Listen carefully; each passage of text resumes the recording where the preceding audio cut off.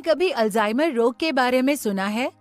आमतौर पर ऐसा वृद्धावस्था में होता है। शुरुआती दिनों में हम अपनी स्मृतियां भूलने लगते हैं, बाद में अपने परिवेश के प्रति अनुक्रिया करने में असमर्थ हो जाते हैं। नए अध्ययनों से पता चला है कि अल्जाइमर सिनेप्टिक दुष्क्रिया के कारण होता है। क्या अल्जाइमर सिनेप्टिक दुष्क्रिया से होने वाला एकमात्र रोग है? बढ़ते अनुसंधान ने द्विध्रुवी विकार, स्किज़ोफ्रेनिया आदि जैसे तंत्रिका मनोविकार रोगों के लिए सिनेप्टिक दुष्क्रिया ही सबसे मुख्य कारण बताया है। तो ये महत्वपूर्ण संरचना क्या है जिसे साइनेप्स कहते हैं?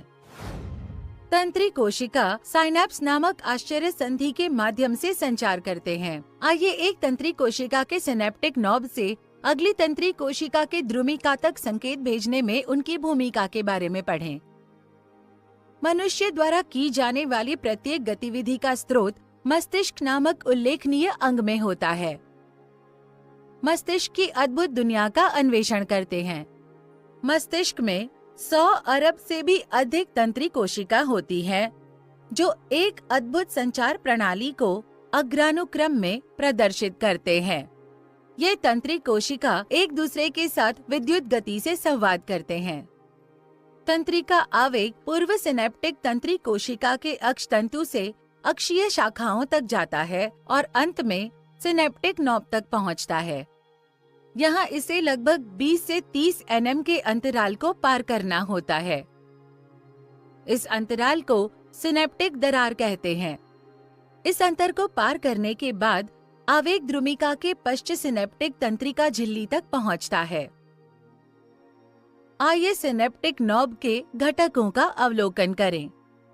इसमें सूत्रकणिका होता है जो सिनेप्टिक संचरण के लिए ऊर्जा प्रदान करता है।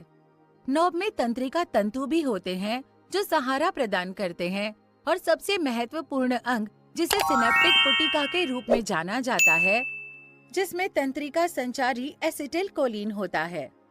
पुटिकाओं की झिल्ली की सतह पर 2 प्रकार के पुटिका प्रोटीन होते हैं। सामान्य परिस्थितियों में पुटिका पूर्व सिनेप्टिक झिल्ली की ओर जाती है, जहां इसकी सतह के प्रोटीन पुटिका प्रोटीन से बंधे होते हैं। ये उन्हें आवेग आने तक झिल्ली पर टिके रहने में मदद करता है। जब आवेग सिनेप्टिक नॉब पर पहुंचता है, तो ये पूर्व सिनेप्टिक झिल्ली पर वोल्टेज द्वार कैल्शियम चैनल खोलने के लिए जाता है। इससे नॉब में कैल्शियम आयनों का प्रवाह होता है। कैल्शियम आयन पुटिका प्रोटीन से जुड़े होते हैं।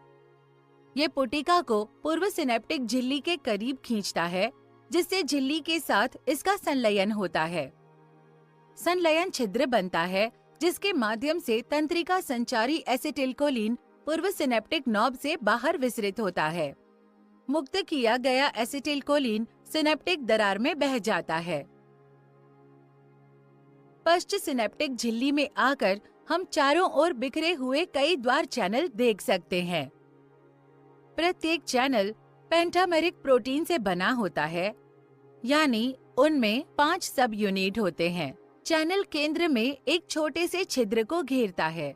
इन चैनलों में से प्रत्येक में एसिटिलकोलिन के लिए विशिष्ट ग्राही वाली 2 उप इकाइयां होती हैं। एक बार जब एसिटिलकोलिन ग्राही स्थल से जुड़ जाता है, तो चैनल खुल जाता है। इसे सोडियम आयन पश्च सिनेप्टिक झिल्ली के चैनलों में स्रावित हो जाते हैं। साथ ही इन चैनलों से पोटेशियम आयन निकलते हैं। ये आयन गति पश्च सिनेप्टिक झिल्ली में एक विध्रुवण तरंग उत्पन्न करती है। इन विध्रुवण तरंगों के परिणाम स्वरूप तंत्रिका आवेग का संचरण और प्रसार होता है। आवेग के संचरित होने के बाद एसिटिलकोलिन तुरंत ग्राही स्थल से अलग हो जाता है, जिससे चैनल में छिद्र बंद हो जाता है। मुक्त किया गया एसिटिलकोलिन एंजाइम एसिटिलकोलिनेस्टेरेज से बनता है। एंजाइम एसिटिलकोलिन को एसीटेट और कोलिन में जल अपघटित करके निष्क्रिय कर देता है। एसीटेट अणु दरार क्षेत्र में चले जाते हैं। ये अणु तब आसपास के माध्यम में फैल जाते हैं।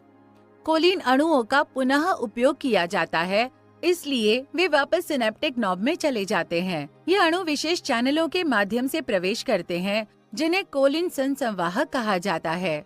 इस प्रकार सूत्र युग्मन के माध्यम से पूर्व सिनेप्टिक तंत्री कोशिका से पश्च सिनेप्टिक तंत्री कोशिका तक आवेग संचरण की प्रक्रिया जारी रहती है। औसत गति जिस पर एक आवेग परिवहित करता है वो लगभग 10 से 100 मीटर प्रति सेकंड है।